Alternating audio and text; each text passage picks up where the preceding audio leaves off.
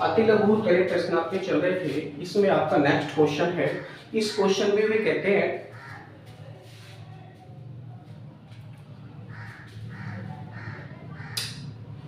P vector आघूर्ण वाले वैद्युत द्विध्रुव को एक समान वैद्युत क्षेत्र ई वेक्टर में रखा गया है।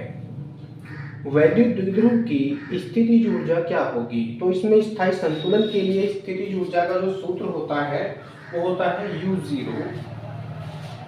स्थायी संतुलन के लिए U0 equal to minus P E. ये क्या है? स्थायी संतुलन है। लिखना चाहो लिख लो, नहीं तो मत लिखो, नो प्रॉब्लम।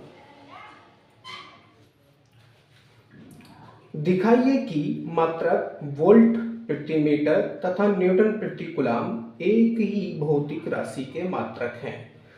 ये मात्रक किस भौतिक राशि के से संबद्ध है? ठीक है जी, मात्रक दे रखा है इन्होंने, वोल्ट प्रति मीटर दे रखा है और दूसरा न्यूटन प्रति कूलम दे रखा है। हम दोनों में क्या संबंध है ये ज्ञात करेंगे। वोल्ट प्रति मीटर को मैं क्या लिख सकता हूँ? वोल्ट बटे मीटर लिख सकता हूँ, वोल्ट बटे मीटर। अब ऊपर जो मात्रक है वोल्ट, ये विभव का मात्रक है, और नीचे ये डिस्टेंस का मात्रक है। वोल्ट प्रति मीटर यानी वैद्युत क्षेत्र की तीव्रता से संबंधित ये मात्रक है, और दूसरा जो मात्रक दे रखा था इन्होंने न्यूटन प्रति कूलम, वो भी वैद्युत क्षेत्र की तीव्रता से संबंधित ही है। अब यहाँ पर हम क्या करेंगे, फिर से सेम चीजें हम करेंगे। तो इसको हम किस किस में तोड़ सकते हैं? दूसरे और मात्रकों में हम उसको तोड़ने का प्रयास करेंगे। तो वोल्ट है यानी विभव है, विभव का सूत्र क्या होता है? V इक्वल टू डब्ल्यू बटे Q zero. V equal to W बटे क्यू जीरो ये सूत्र होता है, या V equal to W upon Q ये सूत्र होता है। अब हम क्या करेंगे, इस वोल्ट के स्थान पर इस मात्रक को रखें, इसका मात्रक बनाइए, क्या हो जाएगा? कार्य का मात्रक क्या होता है? जूल होता है, और आवेश का मात्रक क्या होता है? कूलम होता है। तो यहाँ से वोल्ट का जो मात्रक है वो क्या बन जाएगा? जूल प्रति कूलम बन जाएगा, यानी विभव का जो मात्रक है वो जूल प्रति कूलम बन जाता है। तो हम इसको यहाँ प्रयोग करेंगे, हो जाएगा जूल बटे कूलम मीटर। जूल बटे कूलम मीटर, बीच में गुणा का चिन्ह लगा सकते हैं, नहीं तो cm मतलब सेंटीमीटर पढ़ा जाएगा। तो ये आ गया।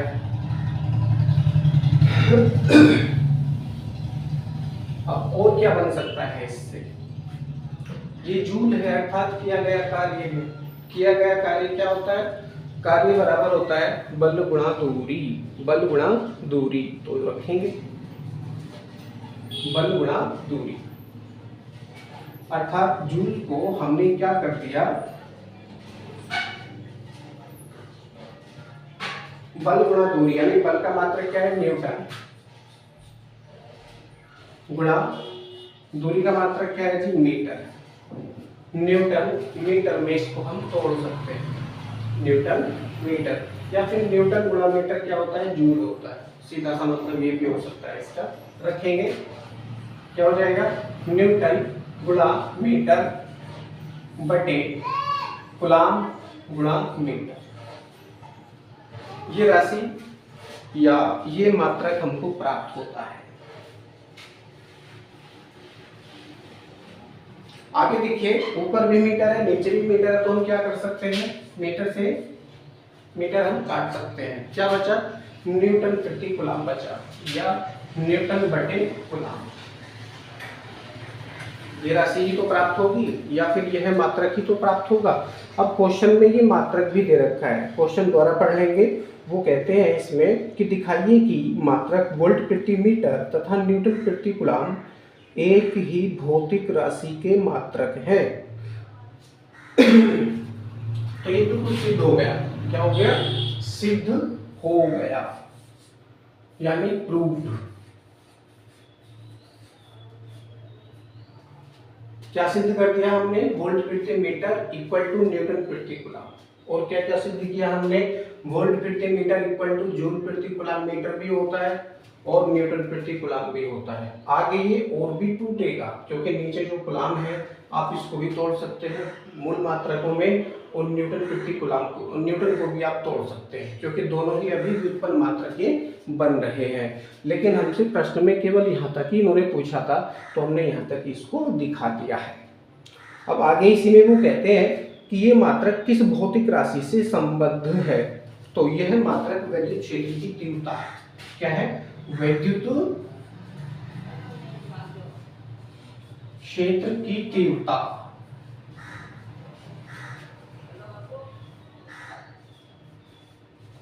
अंग्रेजी में कहते हैं इंटेंसिटी ऑफ इलेक्ट्रिक फील्ड, विद्युत क्षेत्र की तीव्रता। नेक्स्ट क्वेश्चन में भी कहते हैं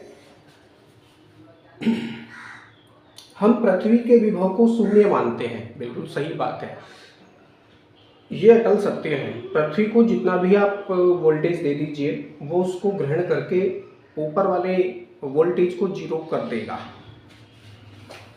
पृथ्वी के वोल्टेज को सर्वथा जीरो मानते हैं, प्रैक्टिकल करने के लिए भी हम जीरो मानते हैं, और सत्य भी यही है कि पृथ्वी के जो वोल्टेज है, पृथ्वी का जो विभव है ऊपरी सतह का, वो जीरो होता है, जिसके कारण जो अर्थिंग होती है, बहुत बड़े वायर होते हैं या फिर बहुत बड़ी वोल्टेज होते हैं। आप समझिए जब आकाश से बिजली गिरती है तो बड़ी बड़ी बिल्डिंग में एक, आप इसको इस तरह समझ सकते हैं जैसे बहुत बड़ी इमारत होती है, बिल्डिंग होती है या ईंट भट्टा होता है, तो उसके ऊपर एक लोहे की छड़ लगी रहती है, नुकीली लोहे की छड़, यदि आपने ध्यान किया हो तो। मानकर चलिए ये नुकीली छड़ है, ये इसकी ऊंचाई है, इसकी ऊंचाई मान सकते हैं हम 500 मीटर है, 500 मीटर ये कोई बिल्डिंग है, इसकी ऊंचाई है। अब इतनी ऊंची बिल्डिंग को हम आकाशीय बिजली के लिए छोड़ नहीं सकते हैं, तो इसके ऊपर टॉप पर हम क्या करेंगे, बहुत ही नुकीली छड़, चाहे 20 मीटर की हो चाहे 30 मीटर की हो, लगा देंगे।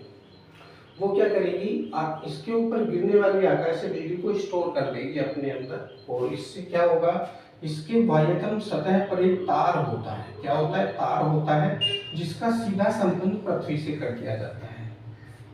ये पृथ्वी होती है, पृथ्वी कह लो या अर्थ कह लो, अर्थ। तो ध्यान देंगे जब कोई आकाशीय बादल इसके ऊपर से गुजरता है तो ये विपरीत प्रकृति का आवेश उत्पन्न करता है।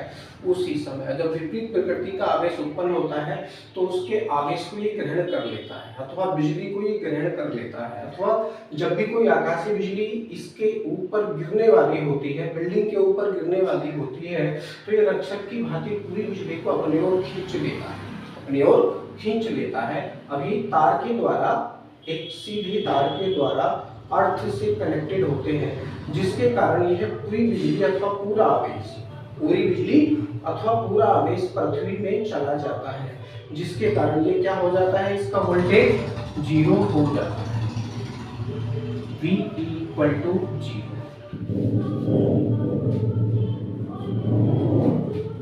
Voltage of earth equal to 0, यानी जो हमारी बिल्डिंग है वो बिजली के द्वारा होने वाले नुकसान से, होने वाली क्षति से बच जाती है। सीधा सा इसका ये मतलब हो गया। तो इसमें कहते हैं ये हम पृथ्वी के विभव को शून्य मान सकते हैं, मान नहीं सकते हैं। वास्तव में पृथ्वी का जो विभव होता है वो शून्य ही होता है। इसको कितना भी वोल्टेज बाहर से दे दीजिए, अब देखिए मानकर चलिए ये 25,000 वोल्ट है या 25 लाख वोल्ट है, 25 लाख वोल्ट मान लीजिए। आकाशीय बिजली का जो वोल्टेज है बहुत हाई होता है, इससे भी और ज़्यादा होता है, 25 लाख वोल्ट आप इसको मान सकते हैं। तो 25 लाख वोल्ट भी अगर इस तार के माध्यम से आएगा तो पृथ्वी उसको भी जीरो कर देगी। 25 करोड़ वोल्टेज भी आएगा तो भी उसको ये जीरो कर देगी। यदि और भी बड़ा वोल्टेज क्यों ना हो, हाई वोल्टेज, इससे भी बड़ा वोल्टेज क्यों ना हो, पृथ्वी को यदि दिया जाएगा तो उसको जीरो कर देती है। तो इसलिए सिद्ध होता है कि पृथ्वी के विभव को शून्य मानते हैं। तो आगे पढ़ते हैं क्वेश्चन को। इसे क्या इसे प्लस 100 वोल्ट भी मान सकते हैं? चलिए, इन्होंने प्रैक्टिकली लिया है पृथ्वी का वोल्टेज क्या होता है, वो 0 होता है। पृथ्वी का वोल्टेज 0 होता है। उन्होंने कहा कि क्या इसको प्लस 100 वोल्ट भी मान सकते हैं? चलिए मान लीजिए प्रैक्टिकल के लिए, नो प्रॉब्लम, मान सकते हैं। ठीक है जी। इससे किसी बिंदु के विभव की माप पर क्या प्रभाव पड़ेगा? अब देखिए, पृथ्वी का जो वोल्टेज है वास्तव में 0 होता है, लेकिन अकॉर्डिंग टू क्वेश्चन वो कहते हैं कि क्या इस वैल्यू को प्लस 100 वोल्ट भी माना जा सकता है? तो हाँ, मान सकते हैं, यस। थोड़े समय के लिए मान लीजिए कि इसकी सतह का जो वोल्टेज है वो प्लस 100 वोल्ट है। अब 100 वोल्ट है तो क्या होगा, प्रत्येक बिंदु का विभव पृथ्वी पर पाए जाने वाले जितने भी बिंदु होंगे, कितने भी बिंदु आप मान सकते हैं, उन सभी बिंदुओं का वोल्टेज क्या हो जाएगा, 100 वोल्ट हो जाएगा। यानी प्रत्येक बिंदु वी पी पी क्या हो जाएगा, प्लस 100 वोल्ट हो जाएगा।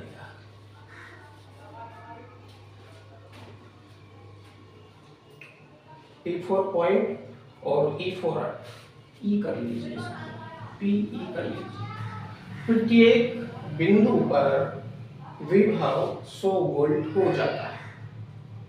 पृथ्वी पर कितने भी बिंदु आप मान सकते हैं, यदि उसकी सतह का वोल्टेज आपने 100 वोल्ट मान लिया तो प्रत्येक बिंदु पर 100 वोल्ट आ जाएगा। ठीक है।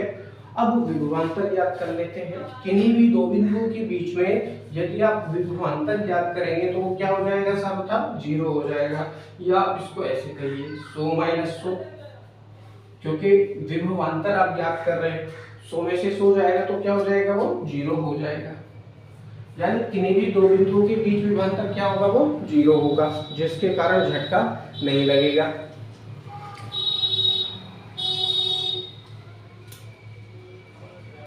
दो बिंदुओं के बीच विभवांतर पर इसका क्या प्रभाव पड़ेगा, तो वैद्युत विभवांतर पर इसका कोई प्रभाव नहीं पड़ेगा। क्यों नहीं पड़ेगा, ये ऑलरेडी 0 हो जाएगा। किन्हीं भी दो बिंदुओं के बीच यदि विभवांतर आप याद करेंगे, विभव का अंतर ही विभवांतर कहलाता है, तो विभवांतर यदि आप याद करेंगे तो वो सर्वथा 0 होगा। इसी कारण से पृथ्वी पर पाए जाने वाले जितने भी जीवधारी हैं उनको करंट नहीं लगेगा, झटका नहीं लगेगा, क्योंकि दो बिंदुओं के बीच में विभवांतर सर्वथा 0 होगा। विभवांतर सर्वथा 0 होगा। अब यदि कोई व्यक्ति खड़ा है पृथ्वी की सतह पर, ये पहला पॉइंट आप मान सकते हैं और ये दूसरा पॉइंट आप मान सकते हैं। पॉइंट ए आप कह लो, पॉइंट बी आप कह लो। पॉइंट ए पर मान लीजिए 100 वोल्ट रखा है और पॉइंट बी पर मान लीजिए 200 वोल्ट रखा है या 300 वोल्ट रखा है। बिजली कब तक नहीं पकड़ेगी, जब तक विभवांतर 0 है। किन्हीं भी दो बिंदुओं का विभवांतर 0 है। अब कोई व्यक्ति यहाँ पर खड़ा है, मान लीजिए उसका एक पैर बिंदु ए पर है और दूसरा पैर बिंदु बी पर है और नंगे पैर वो खड़ा है, तो क्या होगा, यहाँ पर वैद्युत विभवांतर आप याद कर लीजिए कितना हो जाएगा, 300 minus 100, 300 minus 100 equal to 200 volt, 200 volt. अब इससे बचने का उपाय क्या होगा, अब 200 वोल्ट का जो झटका है उसको लगेगा, यहाँ पर व्यक्ति की मृत्यु भी हो सकती है बिजली पकड़ने से, क्योंकि विभवांतर यहाँ पर उत्पन्न हो रहा है। इससे बचने के लिए व्यक्ति क्या करेगा, या तो पॉइंट ए पर एक पैर के द्वारा खड़ा रहे, समझ में आ रहा है, पॉइंट ए पर एक पैर के द्वारा खड़ा रहे, या पॉइंट बी पर एक पैर के द्वारा खड़ा रहे, या फिर अपने दोनों पैर किसी भी एक पॉइंट पर रखे, अपने दोनों पैर किसी भी एक पॉइंट पर रखे, जिससे कि विभवांतर 0 हो जाए, जिससे कि विभवांतर 0 हो जाए। और यदि चलना है तो कैसे चलेगा, ध्यान देंगे, दोनों पैर कभी भी एक साथ जमीन पर नहीं रखे गए। बिंदु ए से चला, मान लीजिए ये इस वोल्टेज से या इस वैद्युत क्षेत्र से बाहर निकलना चाहता है जिसमें वैद्युत का प्रभाव है। ज़्यादातर क्या होता है, जो बारिश का मौसम होता है, बरसात आती है, तो उसमें जो खंभे होते हैं, वैद्युत पोल होते हैं, तो उनके द्वारा करंट पृथ्वी में आ जाता है। क्योंकि सब गीला रहता है, अर्थिंग बहुत ज़्यादा रहती है, तो वहाँ पर ऐसी स्थिति उत्पन्न होती है जब पृथ्वी में करंट उत्पन्न होता है तो गुजरने वाले जीव जंतु खतरे में आ जाते हैं और कभी कभी ये वोल्टेज इतना ज़्यादा हो जाता है कि उनकी जान तक चली जाती है। अब बिजली नहीं देखेगी कि कोई व्यक्ति है या कोई पशु पक्षी है, वो तो जो भी इसके संपर्क में आएगा उसको खत्म करेगी, सीधी सी बात है। तो विभवांतर जीरो करना है हमको किसी भी स्थिति में। तो व्यक्ति के दो कदम होते हैं, व्यक्ति के क्या होते हैं, दो कदम होते हैं। जैसे चलने के लिए वो एक कदम को आगे करेगा, तो क्या करेगा, एक कदम को आगे रखने के पश्चात पीछे वाला कदम तुरंत उठा देगा, ताकि केवल एक ही पैर पृथ्वी के संपर्क में रहे, एक ही पैर पृथ्वी के संपर्क में रहे, जिससे क्या होगा, सर्किट नहीं बनेगा, परिपथ नहीं बनेगा। करंट को चलने के लिए क्या चाहिए, बंद परिपथ चाहिए, बंद परिपथ चाहिए। अब परिपथ को यदि खोल देंगे या तोड़ देंगे तो नुकसान नहीं होगा, नुकसान की जो संभावनाएं हैं ना के बराबर हो जाती है इस कंडीशन में। अब जैसे ही वो एक पैर को आगे करेगा तो पीछे वाला पैर उसके रखने से पहले तुरंत उठा दिया जाएगा, जिससे कि क्या होगा, सर्किट नहीं बनेगा, वैद्युत विभवांतर चलो जितना भी रहे, चाहे 500 वोल्ट मानो चाहे 600 वोल्ट मानो, तो यदि एक पैर पर खड़ा है और कोई भी व्यक्ति उसको छू नहीं रहा है, कोई भी व्यक्ति उसको छू नहीं रहा है, तो फिर क्या करेगा, पीछे वाला पैर आगे ले जाएगा, फिर यही क्रिया दोहराई जाएगी। यानी इस तरह से करते हुए, इस तरह से करते हुए केवल एक ही पैर पर, एक ही पैर का मतलब है कि यदि पीछे वाला पैर आप आगे लेके जा रहे हो तो पीछे वाला पैर हाथों हाथ उससे पहले उठ जाना चाहिए इस तरह से, और वो वायु में रहना चाहिए, तो बच सकता है। अन्यथा वैद्युत विभवांतर उसको झटके देके मार देगा, सीधा सिंपल मतलब ये हो गया। क्योंकि यहाँ पर बंद परिपथ बनेगा और वैद्युत का प्रवाह हो जाएगा, और वैद्युत का प्रवाह होने से व्यक्ति संकट में आ सकता है और उसकी जान भी जा सकती है। नेक्स्ट क्वेश्चन में वो पूछते हैं कि यदि दो समांतर चालक प्लेटों के बीच दूरी d है, स्मॉल d दूरी दे रखी है, दो चालक प्लेटें हैं, उनके बीच डिस्टेंस d दे रखी है उन्होंने,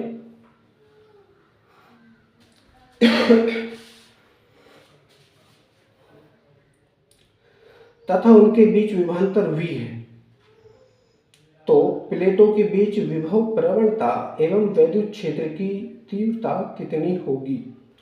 तो वैद्युत क्षेत्र की तीव्रता और विभव प्रवणता दोनों ही V/D होंगी, क्योंकि विभव प्रवणता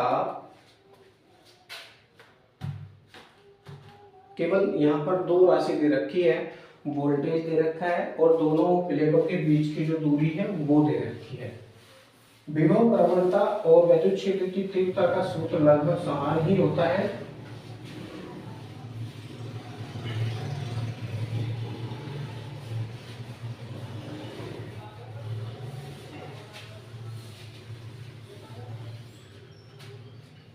तो लिख सकते हैं वैद्युत क्षेत्र की तीव्रता E बराबर विभव प्रवणता, विभव प्रवणता बराबर V/D, V/D। प्रत्येक V/D ही होगी, क्योंकि केवल दो ही राशि दे रखी है और वैद्युत क्षेत्र की तीव्रता का सूत्र होता है =V/D, और यही विभव प्रवणता बन जाएगी। अगले क्वेश्चन में कहते हैं यदि एक आवेश Q के परितः R त्रिज्या के वृत्त में एक अन्य बिंदु आवेश को पूरा घुमाया जाए तो इसके लिए कितना कार्य करना होगा, उत्तर का उचित तर्क भी दीजिए। यानी कोई भी आप आंसर दे रहे हैं तो उसका पूरा तर्क होना चाहिए, पूरा प्रूफ आपके पास होना चाहिए, पूरे सबूत के साथ आप उसको एक्सप्लेन कीजिए। तो सबसे पहले कारण ही हम बता देते हैं, ऐसा क्यों होगा, वृत्त में घुमाने पर आवेश की गति की दिशा उस पर आरोपित त्रिज्य वैद्युत बल के सदैव लंबवत होगी, अतः किया गया कार्य सर्वथा 0 होगा। किया गया कार्य कैसा होगा? सर्वथा 0 होगा इस कंडीशन में, क्योंकि भैया वृत्त है। क्या है? वृत्त है, वृत्त।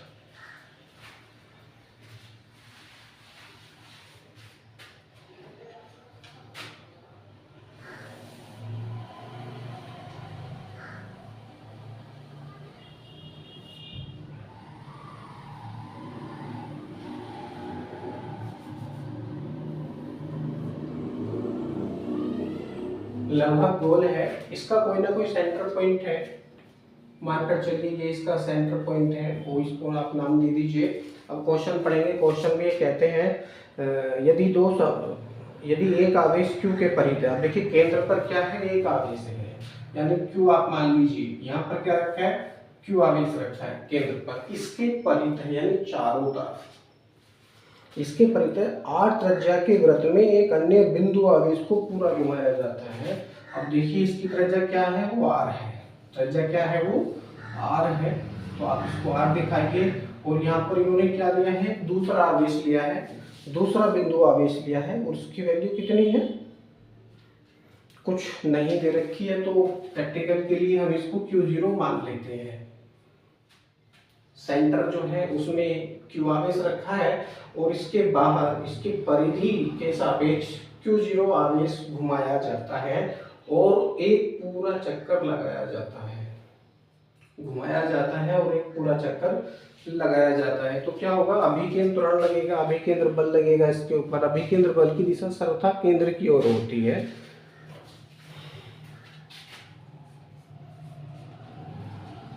अभिकेंद्र बल लग रहा है क्योंकि वृत्ताकार रूप में गति कर रहा है, वृत्त में गति कर रहा है, तो वृत्त में गति करने के लिए अभिकेंद्र बल लगना बहुत जरूरी है। आप चलिए जब ये टॉपिक आएगा कक्षा 11 के फिजिक्स में है, तो तब हम इसको डीपली एक्सप्लेन करेंगे। केवल अभी के लिए आप इतना समझिए, वृत्त में घुमाने पर आवेश की गति की दिशा उस पर आरोपित त्रिज्यतः वैद्युत बल के सदैव लंबवत होगी, अतः किया गया कार्य सर्वथा 0 होगा। कार्य का सूत्र क्या होता है? यहाँ पर इसके according W = F vector dot S vector. W = F vector dot S vector. इसको ओपन करेंगे A vector dot B vector का प्रयोग करते हुए, तो ये हो जाएगा FS cos theta. FS cos theta लंबवत होती है दिशा, यहाँ पर इस कंडीशन में लंबवत होती है, तो cos थीटा के स्थान पे क्या करेंगे? 90 करेंगे। cos थीटा के स्थान पर 90, cos 90, और cos 90 की वैल्यू कितनी होती है? 0 होती है, और 0 से सबका मल्टीप्लाई करेंगे तो क्या हो जाएगा? 0 हो जाएगा। एक कारण तो ये हो गया, यानी जो इसकी दिशा है हमेशा लंबवत होती है। किसकी दिशा लंबवत होती है? आरोपित त्रिज्या वैद्युत बल के सदैव लंबवत होती है, अर्थात वृत्त में घुमाने पर आवेश की गति की दिशा उस पर आरोपित त्रिज्या वैद्युत बल के सदैव लंबवत होती है, अतः किया गया कार्य 0 होगा अकॉर्डिंग टू फॉर्मूला। दूसरे शब्दों में क्या कह सकते हैं? मानकर चलिए ये बिंदु A है। बिंदु A से Q0 आवेश घूमना शुरू करता है और इस दिशा में घूमता हुआ पुनः वापस लौटकर बिंदु A पर आ जाता है। वापस एक चक्कर घूमने के पश्चात बिंदु A पर आ जाता है, तो इस कंडीशन में जो विस्थापन है वो क्या हो जाएगा? 0 हो जाएगा। विस्थापन क्या है? 0 हो जाएगा। तो इस कंडीशन से आप देख लीजिए W = F × 0। W = F × 0, S के स्थान पर 0 प्रयोग करेंगे, तो इस कंडीशन में किया गया कार्य भी 0 होगा। तो इसके 2 कारण हो गए। नेक्स्ट क्वेश्चन में वो कहते हैं 5 सेंटीमीटर की दूरी पर दो बिंदु A व B में प्रत्येक 10 वोल्ट के विभव पर है। अब बिंदु A पर भी नेक्स्ट क्वेश्चन को आप यहाँ देख लीजिए। बिंदु A का विभव बराबर बिंदु B का विभव बराबर 10 वोल्ट, ये दे रखा है जी क्वेश्चन में। और क्या दे रखा है, आवेश दे रखा है 10 कूलाम धन आवेश, Q equal two plus 10 coulomb. पूछते हैं आवेश को बिंदु ए से बिंदु बी तक ले जाने में कितना कार्य किया जाएगा। W इक्वल टू पूछते हैं अर्थात किया गया कार्य, सूत्र है Q ब्रैकेट में VA minus VB, VA minus VB। अब देखिए कहाँ पर हम VA प्रयोग करेंगे, कहाँ पर हम VB प्रयोग करेंगे, इसका सीधा सा मतलब है ज्यादा में से कम वाला घटाया जाएगा, ज्यादा में से कम वाला घटाया जाएगा। लेकिन ये दोनों ही बराबर है तो इस कंडीशन में क्या होगा, पूरे की वैल्यू 0 हो जाएगी। ये भी 10 वोल्ट है और ये भी 10 वोल्ट है, तो वैल्यू रखेंगे 10 ब्रैकेट के अंदर 10 माइनस 10, 10 से 10 कट गया और क्या बचा 0, और 0 से गुणा करेंगे तो क्या हो जाएगा 0, अर्थात किया गया कार्य इस कंडीशन में कितना होगा, वो 0 होगा। ये आपका सोल्व हो चुका है।